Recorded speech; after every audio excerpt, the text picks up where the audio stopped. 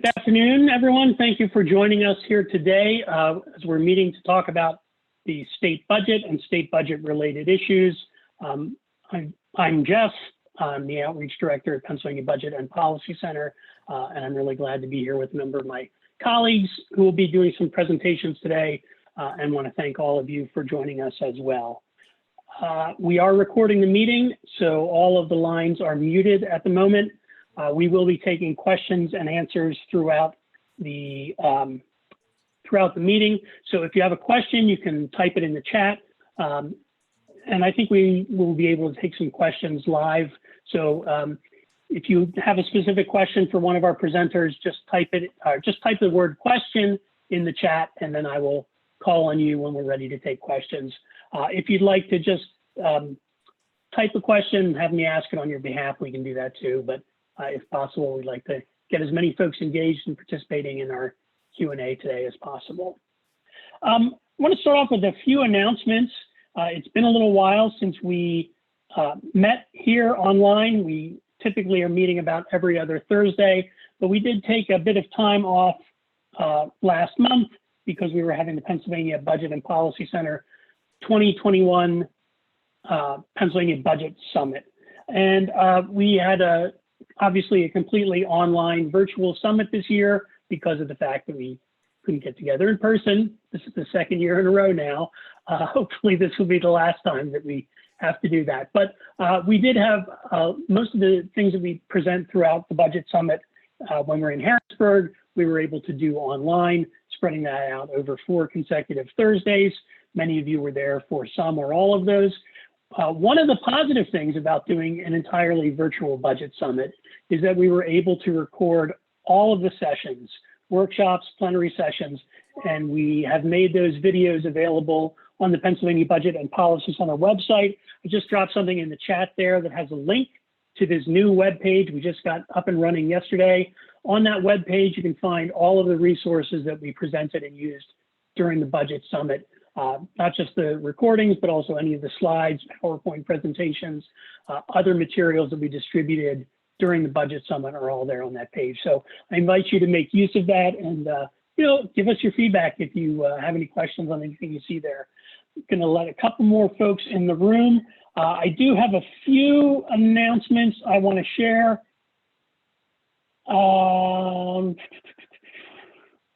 Okay, there are a number of online meetings taking place here in the next couple of weeks. I'm going to drop a bunch of them right here in the chat, and we will I'll just run through those really quickly here. Sorry, I'm juggling a couple of things now.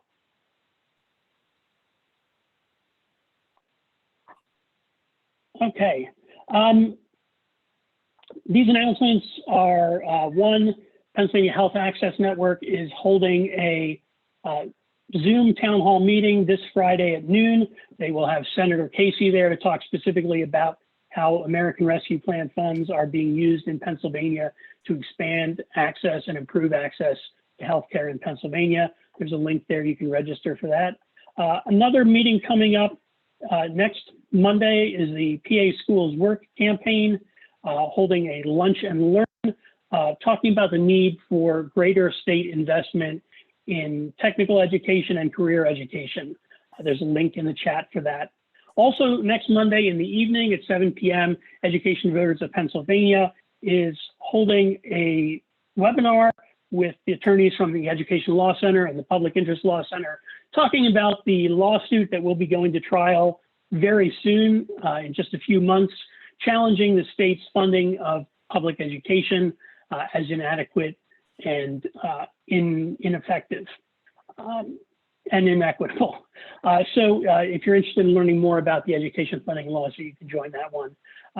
And we will be having another state budget Zoom meeting 2 weeks from today on the Thursday, the 29th at 2 p.m. I'll drop that in the chat here shortly, and you can register for that as well. So we are really pleased to have folks here today. We are going to try to give some updates on things that have been happening over the last few weeks when we were doing the budget summit.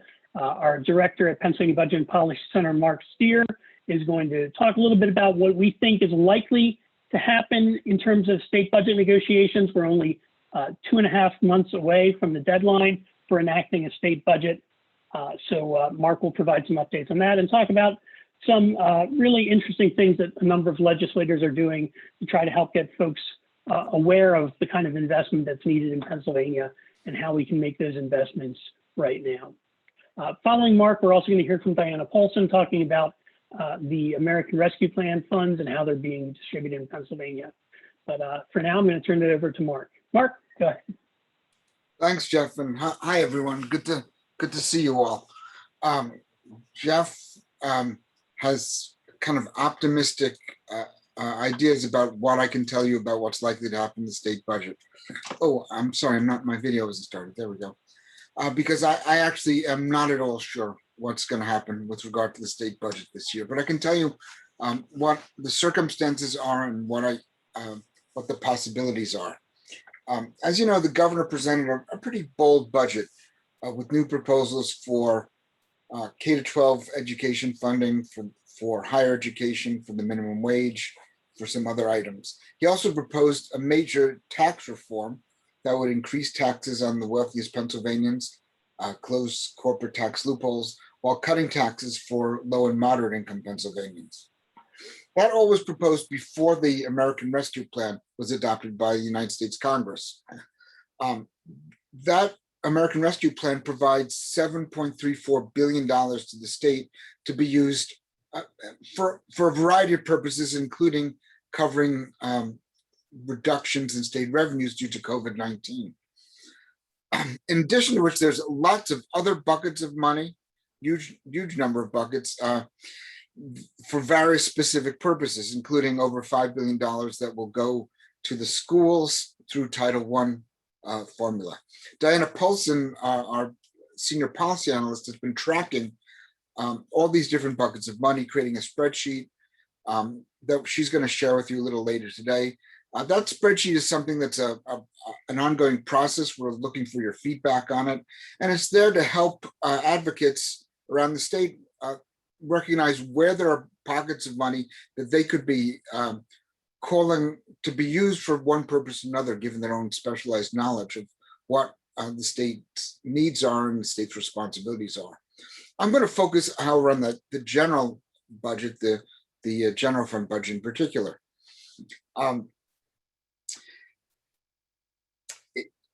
The difficulty in predicting what's going to happen is twofold. On the one hand, we don't know how different political formations in the state want to use the ARP money. And the federal regulations for this ARP money are very broad. The money has to be spent by December 31st, 2024. And it can be used for responding to the COVID emergency, for paying premium pay to central employees or grants to their employers, for providing government services affected by a revenue reduction resulting from COVID-19, or for making investments in water, sewer, and broadband infrastructure. Now, if you stop and think for a minute, money that has to be spent by December 31st, 2024 can be used in any of the next 4 fiscal years, for the fiscal year ending June 22, June 23, June 24, or even for the fiscal year ending June 2025. We think there's going to be a temptation, a pretty strong temptation on the part, particularly of Republicans, but maybe also some Democrats, to spend the money slowly over this long-term period. And not just to deal with revenue losses. Frankly, while I think we still have a revenue problem for the current fiscal year and for the next fiscal year, beyond that, I'm not sure we're going to see revenue losses below that which was projected for last year. The economy is growing fairly strongly right now.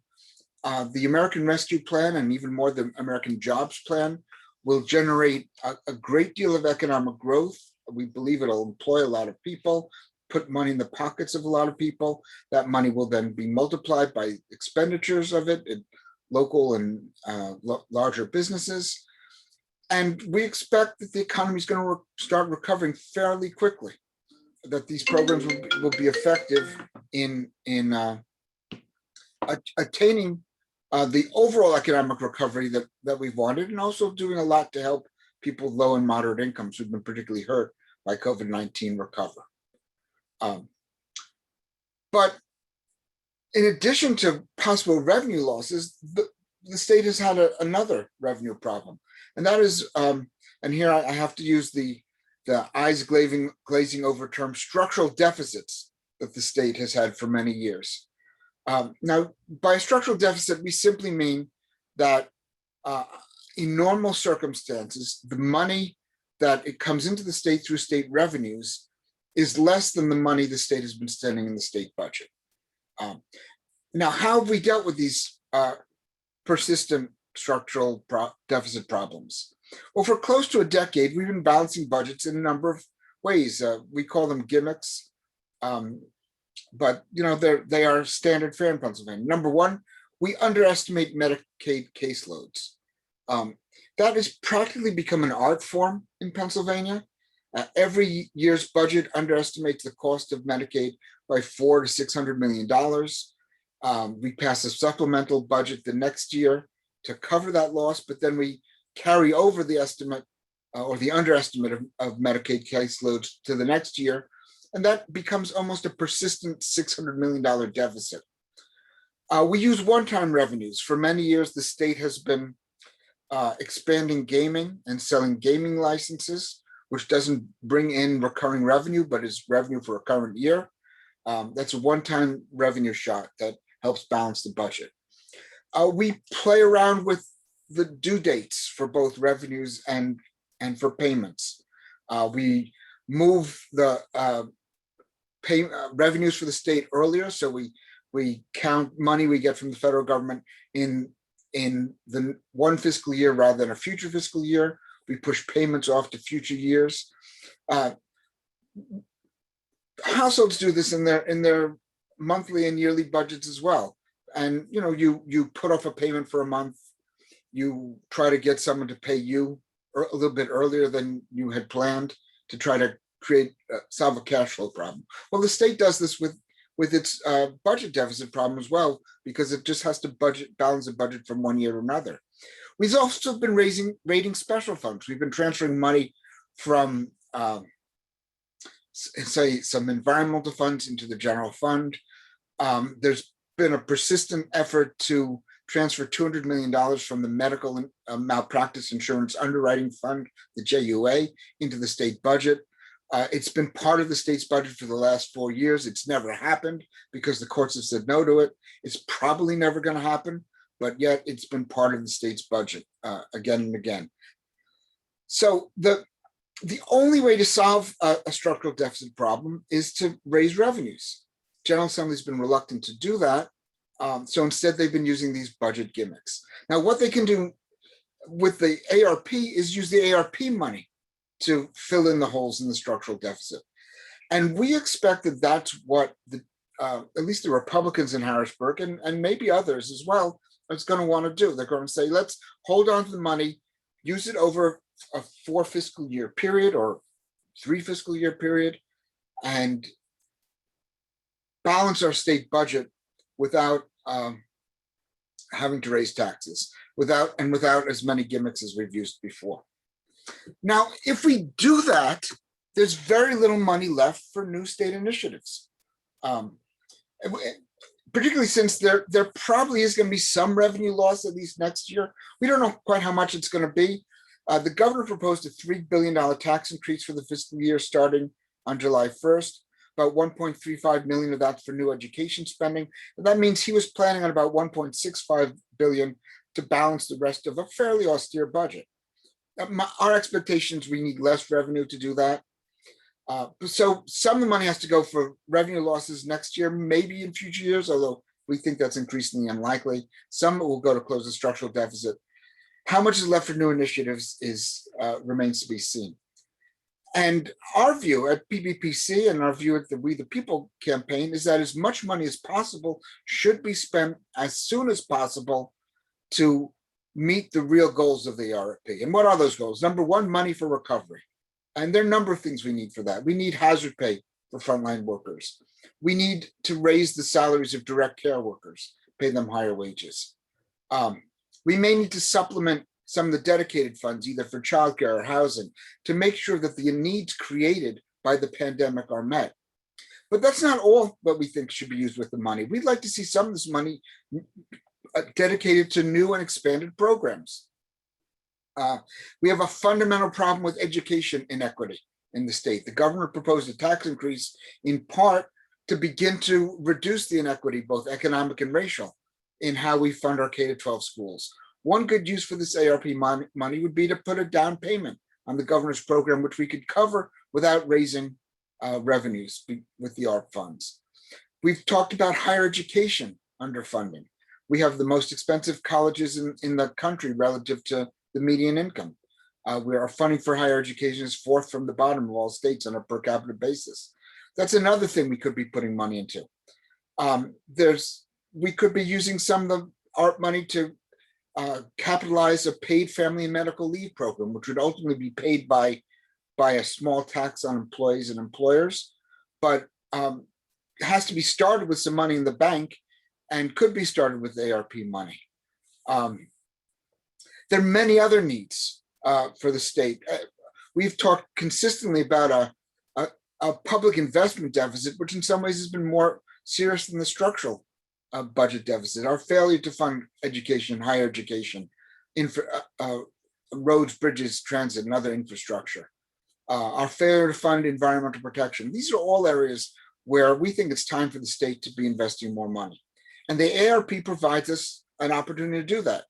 Now, there's real reluctance on the part, particularly Republicans, to spend money for this purpose.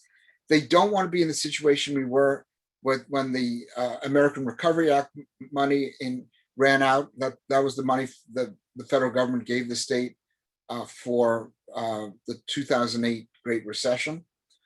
They don't want to spend more money and then find ourselves needing even more revenues to balance the budget. Our view for a long time is that we need more revenues, not just to close the structural deficit, but to close the public investment deficit. So our view is we should be spending money on these great needs of the state as soon as possible, and then ultimately prepare to raise revenues on the richest Pennsylvanians and on our corporations, that 73% of which are not taxed by the state.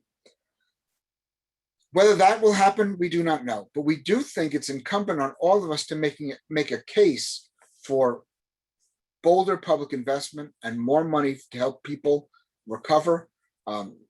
Many of the areas I've already talked about. It's not inconceivable that we should use some of the money just to provide a basic grant to low income and low to moderate income Pennsylvanians who face a very high tax burden because of our upside down tax system, and who, if we relieve some of that burden with a grant program, say, call it a down payment on tax reform, would spend the money immediately and help lift up the economy. So that's the overall debate right now. People right now have been kind of quiet. Our organization has an action arm called We the People. We did a budget overview last week, and I think Jeff's going to put a link to that in the chat. That budget overview gives you a sense of some of the real needs in the state, particularly with regard to education at all levels, with regard to housing, and with regard to tax reform. We're going to be doing a lot more work, and we invite any of you, either as organizations or as individuals, to do a presentation with our materials and with our staff, if you want, to your constituents, your allies, your members, your friends and family about the state budget. We call that the People's Budget, and we will be working with our colleagues in the We the People campaign, we hope with many of you, to have a much more detailed proposal about what we want from this budget this year that includes many of the items I just talked about. And we're hoping that we're going to get some legislators to step up and say, this is what we need, and so that we can start building some pressure on the General Assembly so we get a budget that uses the ARP money to fulfill the goals of the ARP. This is in some ways a wonderful thing that we've gotten from the federal government. It's a real opportunity to use government to help people, to lift up working people, to expand the economy from the bottom up and the middle out. But if all we use this money for is to, balance a budget that should have been balanced with new tax revenues years ago, I think we'll be betraying the purpose of the ARP, and we'll be betraying the Pennsylvanians who very much need an expanded government to help them deal with their everyday problems, and who we all need to invest in people and invest in infrastructure so that we will have a growing economy for everyone into the future. So let me stop there and see if we have any questions.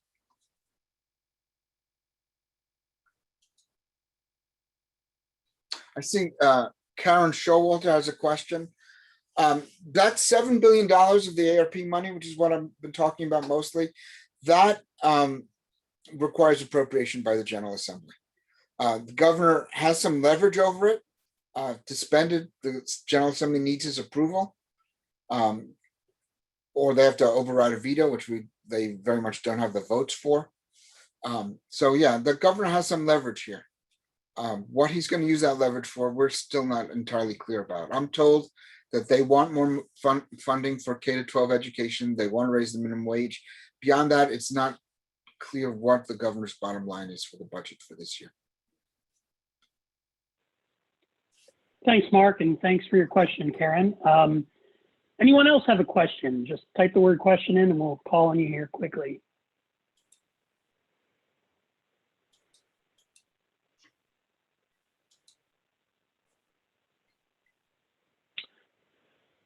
I don't see any questions right now, but maybe folks, oh, sorry, we do have one here, yeah.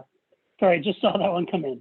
Okay, Ethan, we're unmuting your line, and if you can unmute it on your end, you can go ahead and ask your question. Yeah, thanks, Mark. And Jeff, my question is, so Mark, you were just talking about it could be a disservice for the state if these counties and local governments use it to balance a budget. But to my understanding, are there not provisions written into this, such as agendas for the funds, that if the funds are not used appropriately, that they're required to pay back the U.S. Treasury? For the individual buckets of money where the government, federal government has set really stringent limits, yes, the money has to be used for the specific purposes. But I've been talking about the $7 billion available to the state, and the only absolute requirement is the state cannot cut taxes with it, which is a good thing, because I think there'd be a temptation on the part of some legislators to cut taxes and use the federal money in its stead. But no, the requirements are very broad, and once you include as one of the requirements to provide government services affected by a revenue reduction resulting from COVID-19, that's a big loophole that you can almost justify any spending with.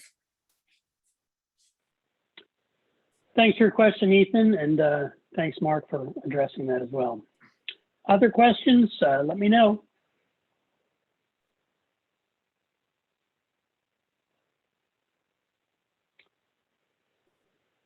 All right, well, we'll see if we have any more questions. Sorry, go ahead, Mark. I was just gonna say, so Jeff did post an action tool. We have a general ask for asking for legislators to basically invest in people. And that's with some of the items I mentioned today, K-12 education, higher education, it's an action tool, and we urge you to use it to tell the legislators we want a people's budget. And as I said, we will be doing a lot more work trying to delineate what exactly that means with our partners and with, I hope, all of you that in the very near future. But this is a fundamental, real question about the direction of the state. For us not to use this opportunity to expand opportunities for individuals, to expand education, to really meet the needs of Pennsylvanians, particularly of low-income Pennsylvanians, would be a real shame. Another question here, Mark, from Ethan. The question is about smaller governments. Can local governments smaller than counties get funds if they qualify for the community development block grants? Well, some of the money is flowing, I think, through the community development block grants or some, in addition to it, Diana may have a better handle on that than I do. I think it's in our tracking sheet. But the smallest level of government that gets direct funds from the ARP are county governments and some municipal governments. Allegheny County, between Allegheny County and the city of Pittsburgh, they get about $800 million, $900 million. City of Philadelphia, which is its own county, gets over $1 billion. Thanks for the question, Ethan. Thanks for addressing that, Mark. All right, well, we'll continue to keep an eye out for any questions coming in, and folks can feel free to continue to submit questions for Mark, and we'll come back to those if we need to. But want to thank Mark for making the presentation today and for helping us to really see kind of where we are right now in terms of our state budget and what should be happening and what is and isn't happening. We do have Diana Paulson, our senior policy analyst, with us here to talk a little bit more specifically about the ways that the American Rescue Plan funds are being allocated and distributed in Pennsylvania.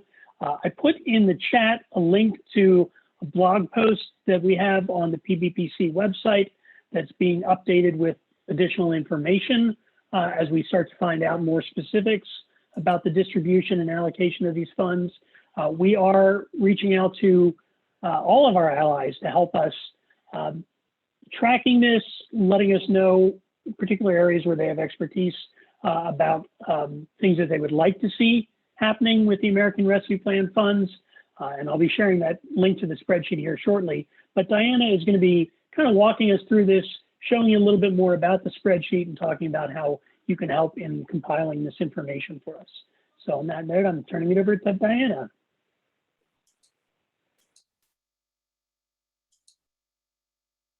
So you might Sorry, need to unmute your line. Okay. Yeah. Can you guys see the spreadsheet? Jeff? Yes. Okay, looks good. Yep. Okay, great. So, obviously we've been talking a little bit today about the American Rescue Plan, which was passed in early March. It was a $1.9 trillion plan. And the main goal of the legislation was to provide relief to families, to states and local governments, and to help fund programs that help families, in the face of the public health crisis and the related economic crisis that we face. The plan in general kind of covers a lot of different things. There are direct payments to individuals. Money is going directly to state and local governments where there's a lot of flexibility in spending. Additional money is going to, federal programs and federal agencies, hoping that the money kind of trickles down to other. Sorry, I was getting another call from my son, but and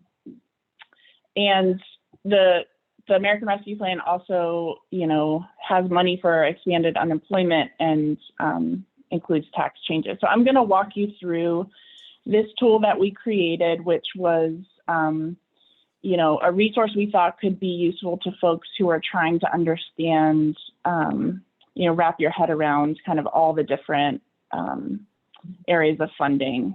So, and I'll kind of walk you through the different tabs on the spreadsheet and to kind of give you a sense of what's included in there.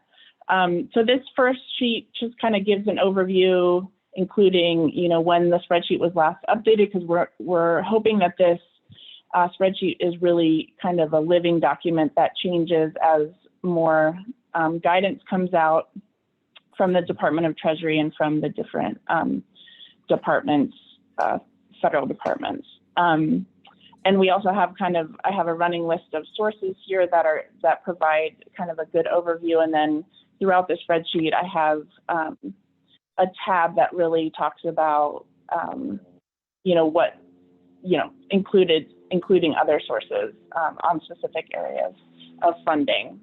So first of all, we have kind of a breakdown of what money is actually coming to the state of Pennsylvania, to county governments, and to city governments, and you'll find that on this tab.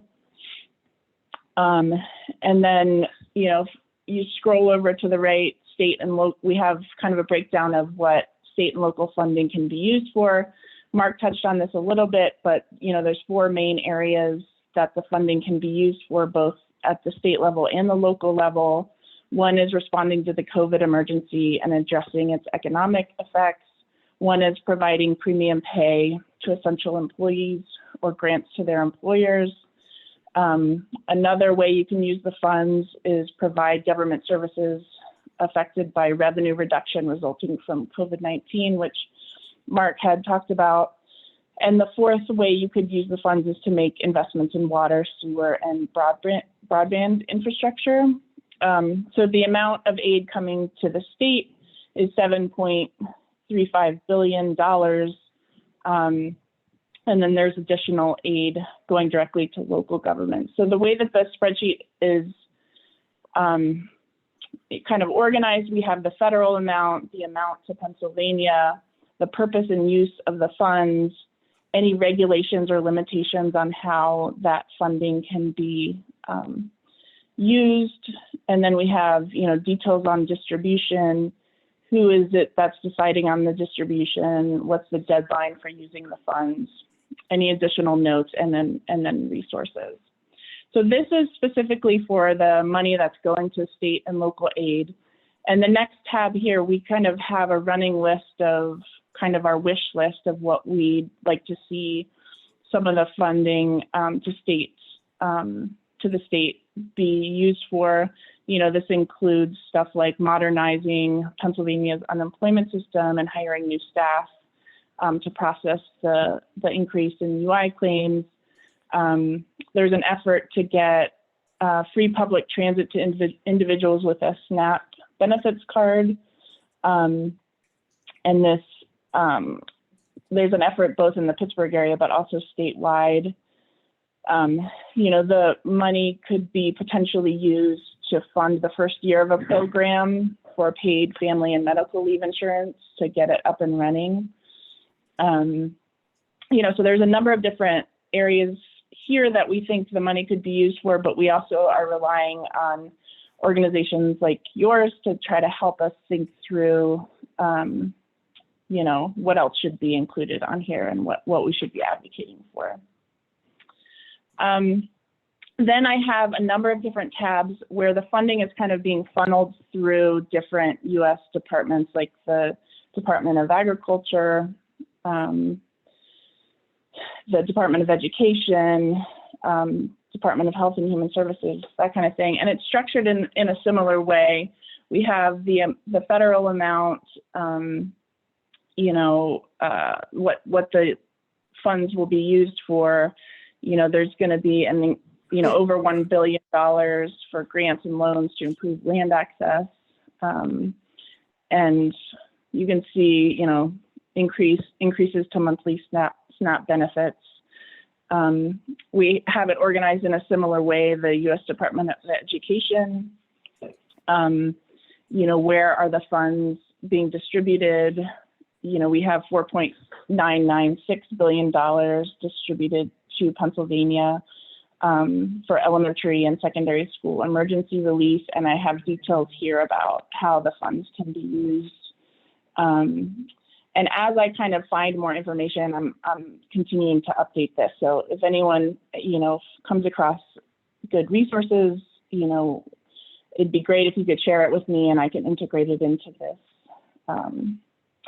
spreadsheet. So I go through a lot of the different funding that's kind of funneled through the U.S. departments on housing, small business, technology, transportation and infrastructure.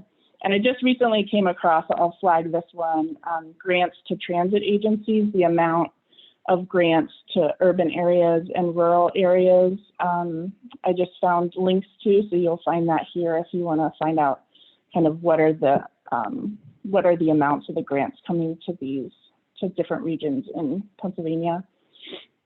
And then finally, I have a tab on changes to unemployment and, you know, kind of expansions of the existing unemployment programs and how long they'll last.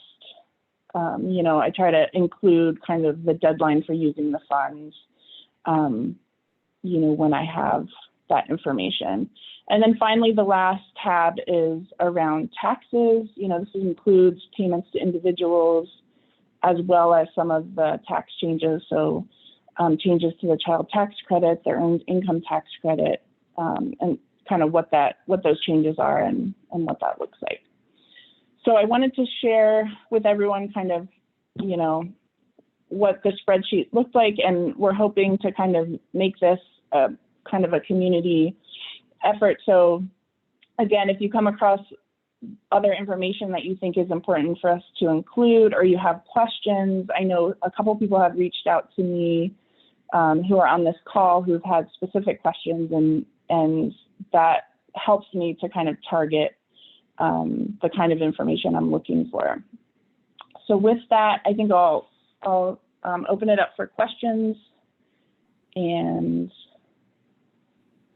send it back to Jeff. Thanks, Diana. Want to let you know there's some folks have been messaging me, letting me know that they really appreciate the chart, that it's excellent, and we'll be giving folks who requested and let me know. We'll make sure you have access not just to view it, but if you can help out with editing it, that would be great. And of course, you have Diana's email address there as well. If you want to get in touch with her later on as you look over this, we'll continue to update this and provide information. We have a question from Merlin. Merlin, I'm going to unmute your line, and if you want to ask that question directly, you can go ahead and do so. Well, I'm a member of a school board, so you know where I'm coming from. I'm just wondering what the assessment that Mark has for the chances of the governor's tax increase to actually happen. And I'm hearing that there will be opposition based on some constitutional requirement for uniformity. So I'm, you know, fair funding will not happen without that tax increase. Actually, I mean, fair funding of schools could happen with using the ARP money in the short term. There will not be a tax increase that comes out of this General Assembly. Republicans were already very much opposed to it. I think now their heels are totally dug in. I don't think I'm not clear the government will even ask for it in the budget negotiations. We don't need the tax increase to balance the budget, and we don't need it to do more funding. We've got $7 billion from the federal government that we could be using for good purposes. If the tax proposal the governor put forward was ever approved, there might be some constitutional question about it, but it's hard to know. And I'm not prepared to predict what the Supreme Court of Pennsylvania would say. Okay, thank you. Thanks for your question, Merlin. Other questions? I did put in the chat again the link to the spreadsheet. You can go to view that there. You can also download that from Google Drive if you want to do so. If you have things that you'd like to add to it or edit it, just get in touch with me and let me know, and we'll be glad to give you access so you can put in additional information to help us make this as complete and comprehensive as possible.